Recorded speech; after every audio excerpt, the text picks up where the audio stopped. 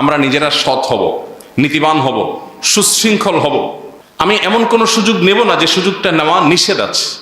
আমার সাথে কোথাও কারোর খাতির আছে উপরস্থ, সেখানে সিরিয়াল না ধরে আমি একটু ডাইন বাম করে পার হব না, চেষ্টা করবো তো ইনশাআল্লাহ।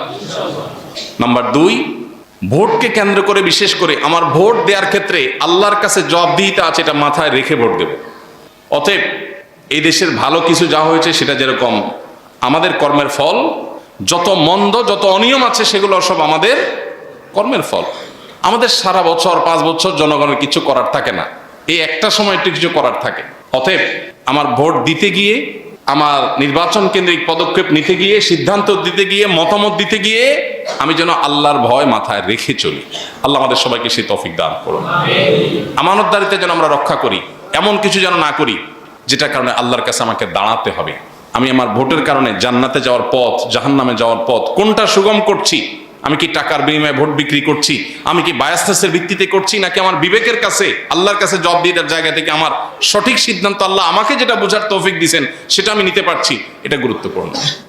অতএব এই সঠিক সিদ্ধান্ত নেওয়া, আমানতদারিতার চেতনা মাথায় রেখে সিদ্ধান্ত নেওয়া, এটা হলো দ্বিতীয়। নাম্বার 3, আমরা নির্বাচনকে ঘিরে বা নির্বাচনের আগে পরে যে সমস্ত জুলুম, সহিংসতা, দখলদারিত্ব, মাস্তানি, অন্যায় আচরণ যা কিছু এই সমাজে হয়, যেগুলো দেখতে দেখতে আমরা অভ্যস্ত হয়ে গেছি, আর যাই হোক, আমি কোনো দলের প্রতি আনুগত্য আমার থাকতে পারে, এমনকি কোনো ইসলামিক দলের প্রতি আনুগত্য থাকতে পারে, কিন্তু আমি এমন কিছু করব না যেটা আমার আল্লাহ এবং তার রাসূল নিষেধ করেছেন। যদি সেটা দিনের খাতিরেও করি আমি, তারপরে সেটা আমার গুনাহের কারণ হবে। কোন প্রকার সহিংসতা, অনাচার, এই যে নির্বাচনকে ঘিরে গুজব, অপতথ্য, মিথ্যা, এগুলো থেকে আমরা বিরত থাকবো, বিরত রাখবো ইনশাআল্লাহ। নাম্বার 4 এবং সর্বশেষ হলো আল্লাহর কাছে দোয়া করতে হবে।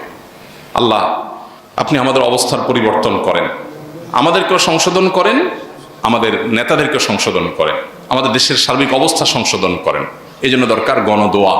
আল্লাহ তাআলার কাছে, আল্লাহ রাব্বুল আলামিনের কাছে কায়মন বাক্যে দোয়া করি, আরশে আজিমের মালিক আপনি আমাদের অবস্থার পরিবর্তন করে দেন।